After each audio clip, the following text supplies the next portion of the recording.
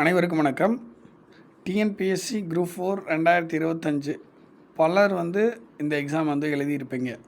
12 July 2025 TNPSC group 4 exam எழுதியிருப்பீங்க.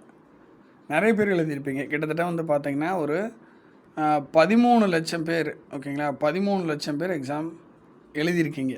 கிட்டத்தட்ட நான் எக்ஸாக்டாக சொல்ல வரல, ஒரு தோராயமாக, ஓகேங்களா, ஒரு 13 லட்சம் பேர் எக்ஸாம் எழுதியிருக்கீங்க. ஸோ இதில் பார்த்தீங்கன்னா நிறைய அகாடமிஸ், நிறைய யூடியூப் சேனல், நிறைய ஸ்டூடெண்ட்ஸ் பல விதமாக பேசிக்கிறாங்க. ஸோ அதெல்லாம் என்னெல்லாம் பேசுகிறாங்க அப்படின்றத பற்றி பார்ப்போம். ஸோ சிலபஸ் இனிமேல் எப்படி இருக்கலாம், ஸோ என்ன பண்ணணும் அப்படின்ற மாதிரி நம்ம ஒரு ஐடியா கொடுப்போம். நீங்கள் நினைக்கலாம், நீ என்ன பெரிய ஆளா, நீ எதுக்கு ஐடியா கொடுக்குற, அவங்களுக்கு தெரியாதா, டிஎன்பிஎஸ்சி தரப்புக்கு தெரியாதா அப்படின்னு நீங்கள் சொல்லலாம். பட் என்ன அப்படின்னா, ஒரு சொல்யூஷன் நமக்கு வேணும்ல. அது யார் கொடுத்தாலும் அது சரியான சொல்யூஷனாக இருக்கும்போது அதை ஏற்றுக்கிட்டால் நல்லா இருக்கும்ல. ஒரு சின்ன ஆளோ ஒரு பெரிய ஆளோ யாராக இருந்தாலும் ஒரு சொல்யூஷன் அது ஏற்கக்கூடியதாக இருக்கும்போது அதை வரவேற்கலாம்ல. நான் ஒரு வலுவான ஒரு சொல்யூஷன் வச்சுருக்கேன், பார்ப்போம், ஓகேங்களா. என்னால் முடிஞ்ச வரைக்கும், என்னால் முடிஞ்சதை நான் பண்ணுறேன். பாருங்கள், இப்போ என்ன அப்படின்னா, இந்த 200 கொஸ்டின்ஸ் இருக்குது பார்த்தீங்களா டிஎன்பிஎஸ்சி குரூப் 4ல். அதில் 100 கொஸ்டின்ஸ் தமிழ். இந்த தமிழ் இருக்குது பார்த்தீங்களா, இந்த தமிழில் கேட்டிருக்கக்கூடிய இந்த டிஎன்பிஎஸ்சி குரூப் 4 2025 தமிழில் 100 கொஸ்டின்களா, அதில் நிறைய கொஸ்டின்ஸ் இந்த 1ஆம் வகுப்புலேருந்து 10ஆம் வகுப்பு வரைக்கும் இருக்கக்கூடிய புக்ஸில் இல்லை, ஓகேங்களா. புதிய பள்ளி பாட புத்தகத்தில் இல்லை, பழைய பள்ளி பாட புத்தகத்துலேயும் இல்லை, 2004 எடிஷன்லேயும் தேடி இருக்காங்க. அதுலேயும் ஒரு சிலது தான் மாட்டிருக்கு, ஒரு சிலது இல்லை, ஓகேங்களா. ஸோ இந்த 100 கொஸ்டினில் நிறைய கொஸ்டின் அவுட் ஆஃப் சிலபஸ்ன்னு நான் சொல்ல வரல, அவுட் ஆஃப் புக். சிலபஸ் இருக்குது, சிலபஸ்குள்ளேருந்து கேட்டிருக்காங்க. அதே மாதிரி சிலபஸை தாண்டி ஒரு சில கொஸ்டின்ஸ் கேட்டிருக்காங்க. பட் இங்கே என்ன அப்படின்னா, சிலபஸ்குள்ளேருந்து நிறைய கொஸ்டின்ஸ் கேட்டிருந்தாலும் அவுட் ஆஃப் புக்கு, ஸ்கூல் புக்ஸில் இல்லை, ஓகேங்களா. ஸோ சோர்ஸ் எங்கேருந்து எடுத்தாங்க அப்படின்றது தெரியல. இப்போ தான் ஒவ்வொரு யூடியூப் சேனலாக ஒவ்வொரு அகாடமியாக சோர்ஸ் போட்டுட்ருக்காங்க, ஓகேங்களா. ஸோ அந்த சோர்ஸ்லேருந்து தான் எடுத்தாங்களா இல்லை வேறு புக்கிலேருந்து எடுத்தாங்களா அப்படின்றது நமக்கு தெரியல. அது டிஎன்பிஎஸ்சி தரப்புக்கு கொஸ்டின் எடுத்தவங்களுக்கு தான் தெரியும். ஸோ அதனால் நம்ம ஒரு சின்ன சின்ன சொல்யூஷன் வச்சுருக்கோம், அதையும் பார்த்துருவோம், ஓகேங்களா. ஸோ ரொம்ப எக்ஸாம் டஃப்பாக இருந்துச்சு, அதுவும் குறிப்பாக தமிழ் பகுதிகள், ஓகேங்களா, ரொம்ப டஃப்பாக இருந்துச்சு. அந்த 100 கொஸ்டின் பார்த்திங்கன்னா ரொம்ப நிறைய யோசித்து போடுற மாதிரி இருந்துச்சு. அதே மாதிரி கூற்று காரணம் கொஸ்டின்ஸ் நிறைய இருந்துச்சு. ஸோ டைம் பத்தலை. தமிழ்லேயே பார்த்திங்கன்னா 3 ஹவர்ஸில் நல்லா படிச்சிருக்கக்கூடிய நபர்கள் ஒரு மணி நேரத்துலையோ அல்லது 1.25 மணி நேரத்துலையோ போட்டுருவாங்க. இல்லைனா 1 மணி நேரம் 10 நிமிஷம் எடுத்துக்குவாங்க. மோஸ்ட்லி நான் நிறைய ஸ்டூடெண்ட்ஸ்கிட்ட கேட்டிருக்கேன், வேலைக்கு போனவங்கள்ட்ட. கரெக்டாக பார்த்திங்கன்னா ஒரு 1 ஹவர் இல்லைனா 1 ஹவர் 10 மினிட்ஸ் அவ்வளோதான் டைம் தமிழுக்கு கொடுப்பாங்க. பட் இங்கே நம்ம நிறைய யோசிக்கிறதுனால தமிழுக்கே 1.25 மணி நேரத்துக்கு மேலே ஆகுது. ஸோ அதுக்கப்புறம் மேக்ஸ் போடணும். மேக்ஸிமம் எப்படி கால்குலேட் பண்ணி, மேக்ஸ் கொஞ்சம் டைம் அதிகமாக தான், ஈஸியாக இருக்கும், கஷ்டமாக இருக்கும்.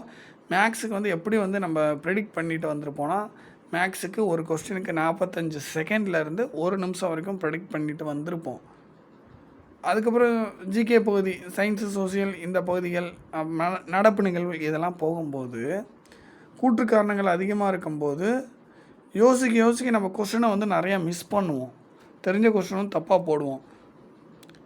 ஸோ உங்களுக்கு கொஸ்டின் டஃப்பாக இருக்கும்போது என்ன ஆகும் அப்படின்னா, பதட்டமாகும். சோர்ஸ் எங்கேருந்து கேட்டிருக்காங்கன்னே நமக்கு தெரியல, ஓகேங்களா. இது இப்போ தான் கண்டுபிடிச்சிட்ருக்காங்க. கூற்று காரணங்கள் அதிகமாக வரும்போது கொஸ்டினை படித்து அதை புரிஞ்சுக்கிட்டு அதுக்கு ஆன்சர் பண்ணுறதுக்கு டைம் எடுக்கும். 3 ஹவர்ஸ் பத்தாமல் போகும், புரியுதுங்களா. ஸோ அதனால் நம்ம சொல்யூஷன் சொல்ல போகிறோம். கொஸ்டின் ஜென்ரலாக தமிழ் கொஸ்டின் டிஎன்பிஎஸ்சி குரூப் 4 2025 ரொம்ப டஃப்பாக இருந்துச்சு. மேக்ஸ் ஒரு மாடரேட்டாக இருந்துச்சு.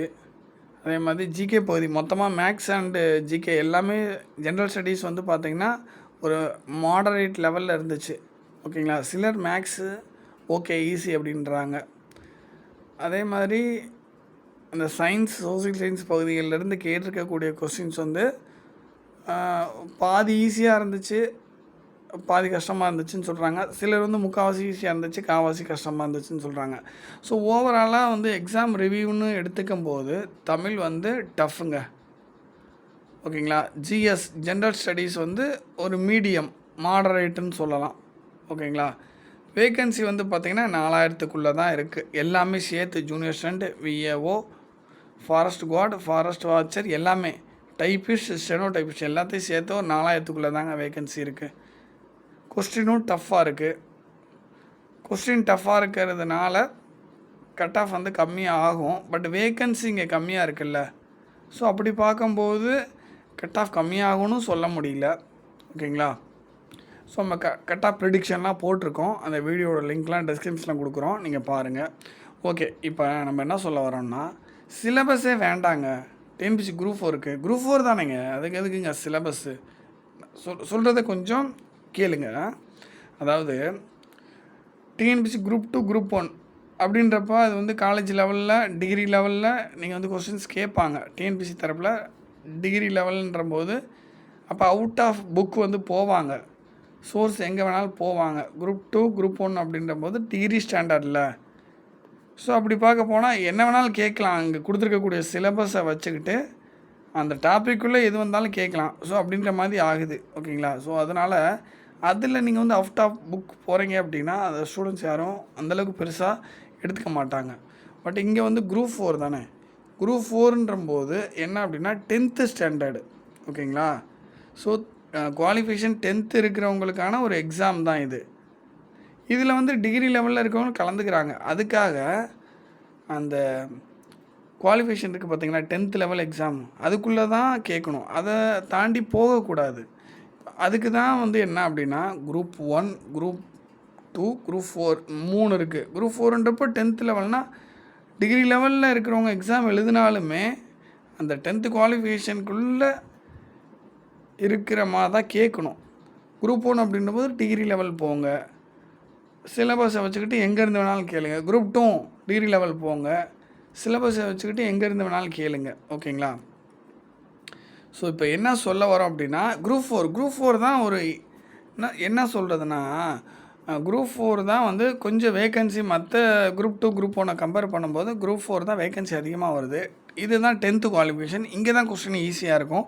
அதனால் இங்கே பல லட்சம் மாணவர்கள் எழுதுகிறாங்க. ஓகேங்களா. ஸோ அப்படி இருக்கிறப்ப அந்த 10ஆம் வகுப்பு தரம் எஸ்எஸ்எல்சி ஸ்டாண்டர்டு தான் சொல்லியிருக்காங்க. அப்படி இருக்கிறப்ப அந்த 10ஆம் வகுப்பு தரத்துக்குள்ளே கொஸ்டின் கேட்டால் தான் அது கரெக்டாக இருக்கும் குரூப் 4ன்ற போது. ஏன்னா குரூப் 2ஓ குரூப் 1ஓ நீங்கள் டிகிரி ஸ்டாண்டர்ட் நீங்கள் சிலபஸ் பேஸ் பண்ணி எது வேணாலும் கேட்கலாம். ஸ்டூடெண்ட்ஸ் யாரும் பெருசாக வந்து கண்டுக்க மாட்டாங்க. இப்போ இது வந்து பார்த்திங்கன்னா இந்த டைம் 2025 டிஎன்பிசி குரூப் 4ஓட கொஸ்டின் எடுத்து பார்க்கும்போது 10th ஸ்டாண்டர்ட் அந்த எஸ்எஸ்எல்சி ஸ்டாண்டர்டுக்கான தரத்தை தாண்டி இருக்குது. ஸோ அந்த கொஸ்டின் பேப்பரே வந்து பார்த்திங்கன்னா ஒரு டிகிரி ஸ்டாண்டர்டில் தான் இருக்குது. ஸோ அதனால தான் இத்தனை பேர் வந்து இத்தனை ஸ்டூடெண்ட்ஸ் வந்து கொஸ்டின் வந்து ரைஸ் பண்ணுறாங்க. ஓகேங்களா. அதனால தான் இத்தனை அகாடமிஸ் வந்து புலம்புறாங்க, ஸ்டூடெண்ட்ஸும் புலம்புறாங்க. இதுக்கான விளக்கம் டிஎன்பிசி கொடுத்தாங்கன்னா கொஞ்சம் நல்லாயிருக்கும் அப்படின்னு எல்லோரும் எதிர்பார்க்குறாங்க. ஓகே, இப்போ வந்து நான் என்ன சொல்ல வரேன்னா ஒரு சொல்யூஷன் சொல்கிறேன், ஃபாலோ பண்ணால் நல்லாயிருக்கும். ஓகேங்களா. குரூப் 2, குரூப் 1 பற்றி நான் சொல்லலை. நான் இங்கே பேசுகிறது குரூப் 4 மட்டும்தான். அதாவது குரூப் 4 மட்டும் இல்லை, 10ஆம் வகுப்பு தரம் எஸ்எஸ்எல்சி ஸ்டாண்டர்டில் இருக்கக்கூடிய எல்லா எக்ஸாம் பற்றி நான் சொல்கிறேன். இனி சிலபஸ் வேண்டாம், சோர்ஸு சொல்லுங்கள். அதாவது யூனிட் 1, யூனிட் 2, யூனிட் 3, யூனிட் 4, 5, 6, 7 இந்த மாதிரி போட்டு சிலபஸே வேண்டாம். சிலபஸே வேண்டாம். குரூப் 4க்கு நான் சொல்கிறேங்க, சிலபஸே வேணாம். எதுக்கு சிலபஸ்? சிலபஸ்ன்னு ஒன்று கொடுக்குறாங்க, பட்டு சோர்ஸ் எங்கேன்னு தெரில. 10th ஸ்டாண்டர்ட் தரத்துக்கு சோர்ஸ் எங்கே வைக்கணும்? 10ஆம் வகுப்புக்குள்ளே இருக்கக்கூடிய புக்கில் தான் அவங்க சோர்ஸ், அதுக்குள்ளே தான் கொஸ்டின் வரணும், நடப்பு நிகழ்வுகள் தவிர. ஸோ நான் என்ன இங்கே சொல்யூஷன் சொல்கிறேன்னா, இனி சிலபஸ் வேணாம், சோர்ஸ் மட்டும் சொல்லிடுங்க. சிலபஸே வேணாங்க, சோர்ஸு யூனிட் 1, யூனிட் 2, யூனிட் 3ன்னு போட்டு சிலபஸ் எதுவுமே வேணாம். எந்த புத்தகத்தை படிக்கணும்னு சொல்லுங்கள், அவ்வளோதான் கேட்குறோம். ஸோ அதுக்கு நானே ஒரு சொல்யூஷன் வச்சுருக்கேன் பாருங்கள். சோர்ஸ் ஃபஸ்ட்டு சொல்யூஷனை பார்த்துக்குங்க. இந்த சோர்ஸு சொல்யூஷன் எல்லாம் ஒன்று தான். ஓகேங்களா? இப்போ பாருங்கள், சோர்ஸ் 1ஆம் வகுப்பு முதல் 10ஆம் வகுப்பு வரை உள்ள புதிய பள்ளி பாட புத்தகம். சப்போஸ் நீங்கள் புக்கு மாற்றுறீங்கன்னு வச்சுக்கோங்க, அந்த புக்கில் இருக்கக்கூடிய 1ஆம் வகுப்புலேருந்து 10ஆம் வகுப்பு வரை உள்ள புதிய பள்ளி பாட புத்தகங்கள் அதை எடுத்துக்கலாம். ஓகேங்களா? இப்போ என்ன இருக்குது, 1ஆம் வகுப்பு ஸ்கூலில் என்ன சொல்லித்தராங்க, 1ஆம் வகுப்பு முதல் 10ஆம் வகுப்பு வரை என்ன புக்கு இருக்கோ அதை எடுத்துக்கோங்க. சப்போஸ் புக்கு மாறுது அப்படின்னா அந்த மாறின புக்கை 1ஆம் வகுப்பு முதல் 10ஆம் வகுப்பு வரை எடுத்துக்கோங்க. 11, 12 கூட போக வேண்டாங்க. 10ஆம் வகுப்பு தரம் தானே, 1ஆவதுலேருந்தே எடுத்துக்கங்க. 1ஆவதுலேருந்து 10ஆம் வகுப்பு வரை, 1ஆவதுலேருந்து 5ஆவது வரைக்கும் பெருசாக கொஸ்டின்ஸ் இருக்காது. ஸோ 6லேருந்து 10th வரை. ஸோ 10ஆம் வகுப்பு தரம் அப்படின்றதுனா நான் என்ன சொல்கிறேன், 1ஆம் வகுப்புலேருந்து 10ஆம் வகுப்பு வரை உள்ள பள்ளி பாட புத்தகங்கள் அன்றைய தேதியில் எந்த புக்கு ஸ்கூலில் சொல்லித்தராங்களோ, ஓகேங்களா? ஸோ அதை எடுத்துக்குங்க. தமிழில் வந்து ஒரு 50 கொஸ்டின் வச்சுருங்க. மொத்தம் 200 கொஸ்டின் தான், 3 மணி நேரம் எக்ஸாம் தான், அதில் எந்த மாற்றமும் இல்லை. தமிழில் ஒரு 50 கொஸ்டின் வச்சுக்கோங்க. இங்கிலீஷில், ஆங்கிலத்தில் ஒரு 50 கொஸ்டின் வச்சுக்கோங்க. கணிதம், மேக்ஸில் ஒரு 25 கொஸ்டின் வச்சுக்கோங்க. ஓகேங்களா? அறிவியல் 24 கொஸ்டின் வச்சுக்கோங்க. எதனால் 24 அப்படின்னா, மொத்தம் 4 பிரிவு இருக்குங்களா அறிவியலில். அதாவது ஃபிசிக்ஸ், கெமிஸ்ட்ரி, பாட்டனி, ஜுவாலஜி 4 இருக்குங்களா. ஒவ்வொரு பிரிவிலும் 6 கொஸ்டின், 4 24 முடிஞ்சிச்சுங்களா. அடுத்து சோசியல் சயின்ஸ், சமூக அறிவியல் 44 கொஸ்டின் வச்சுருக்கேன். மொத்தம் 4 பிரிவு இருக்குங்களா. இங்கேயும் ஒவ்வொரு பிரிவிலும் 11 கேள்வி, 4 11 44 கேள்வி முடிஞ்சு போச்சுங்களா. அடுத்து மீதி இருக்கிறது கரண்ட் அஃபேர்ஸ் 7 கொஸ்டின். அதுவும் பாருங்கள். நடப்பு நிகழ்வுகள், தேர்வு அறிவிப்பு தேதிக்கு முன்பு, தேர்வு தேதி வந்து பார்த்திங்கன்னா இப்போ வந்து 12, அதாவது தேர்வு அறிவிப்பு தேதிக்கு முன்பு, அதாவது நோட்டிஃபிகேஷன். இந்த இடத்துல நான் சொல்ல வந்தது நோட்டிஃபிகேஷன் வந்து இப்போ ஜூலை 1ஆம் தேதி அப்படின்னா அதுக்கு முன்னாடி இருக்க மாதம், அதுலேருந்து 6 மாதம். இப்போ நோட்டிஃபிகேஷன் வந்து ஜூலை 30 அப்படின்னா இந்த ஜூலை விட்டுருங்க, ஜூலைக்கு முன்னாடி இருக்கக்கூடிய மாதத்துலேருந்து ஒரு 6 மாதங்க. ஓகேங்களா? தேர்வு அறிவிப்பு தேதிக்கு முன்பு இருக்கும் 6 மாதங்கள் அப்படின்னா என்ன, இன்றைக்கி நோட்டிஃபிகேஷன் வருதுன்னா இதுக்கு இந்த வந்த நோட்டிஃபிகேஷனுக்கு முந்தைய மந்தில் இருந்து அதுக்கு முன்னாடி 6 மாதம். டிஎன்பிஎஸ்சி வெப்சைட்லேயே கரண்ட் அஃபேர்ஸை வந்து கொடுத்துருங்க. இல்லை அப்படின்னா நீங்கள் ஏதோ ஒரு சோர்ஸ் எங்கேயோ இருந்தோ வாங்கி டிஎன்பிஎஸ்சி வெப்சைட்டில் அப்லோட் பண்ணிடுங்க. மாதம் கரண்ட் அஃபேர்ஸ் ஒரு 100 பக்கம். ஓகேங்களா? 100 பக்கம் மாதம் கரண்ட் அஃபேர்ஸ் அப்லோட் பண்ணிடுங்க. 100 பேஜ் A4 சீட்டு அளவுள்ள ஒரு 100 பக்கம் வந்து அப்லோட் பண்ணிடுங்க. ஃபாண்ட்டு சைஸ் வந்து 11 அல்லது 12 வச்சுக்கிட்டு A4 அளவு. ஓகேங்களா? ஃபாண்ட்டு சைஸ் 11 அல்லது 12, எழுத்தோட சைஸு 11 அல்லது 12 வச்சு ஒரு 100 பக்கம் ஒவ்வொரு மாதமும் அப்லோட் பண்ணிடுங்க. ஸோ 6 மாதத்துக்கு 600 பக்கம் கூட வரட்டுங்க. அல்லது 50 பக்கமாக ஒவ்வொரு மாதத்துக்கும். ஸோ 6 மாதத்துக்கு ஒரு 300 பக்கங்க. ஸோ எப்படி வேணாலும் வச்சுக்கோங்க. 100 பக்கம் வச்சா கூட ஓகே. நடப்பு நிகழ்வுகள் நீங்களே வந்து அப்லோட் பண்ணிடுங்க வெப்சைட்டில். ஓகேங்களா? டிஎன்பிஎஸ்சி வெப்சைட்டில். புரியுதுங்களா என்ன சொல்ல வரேன்னு? ஸோ அந்த மாதிரி பண்ணிட்டீங்கன்னா இப்போ சோர்ஸ் ரெடி ஆகிடுச்சு. சிலபஸே வேணாம், அதை தான் சொல்ல, சிலபஸ் வேணாம், சோர்ஸ் ரெடி ஆகிடுச்சிங்களா. 1ஆம் வகுப்புலேருந்து 10ஆம் வகுப்பு வரை Tamil, English, maths, science, social plus நடப்பு நிகழ்வுகள் 7 கேள்விகள். இது வந்து பார்த்திங்கன்னா லாஸ்ட் 6 மந்த் கரண்ட் அஃபேர்ஸ். அதை வந்து டிஎன்பிஎஸ்சி வெப்சைட்டில் அப்லோட் பண்ணிடுங்க. சோர்ஸ் ரெடி ஆகிடுச்சு. இப்போ என்ன வேணாலும் கேளுங்க இதுக்குள்ளேருந்து. அதாவது மேக்ஸில் வந்து ஒரு பெரிய சம்மு கூட கேளுங்க, அதை பற்றி பிரச்சனை இல்லை. ஸ்கூல் புக்கிலேருந்து கேளுங்க. ஓகேங்களா? அல்லது அந்த ஸ்கூல் புக்கில் இருக்கும் பார்த்திங்களா, அதற்கு நிகரான மாடல். ஓகேங்களா? நம்பர்ஸ்லாம் மாற்றி விட்ருங்க.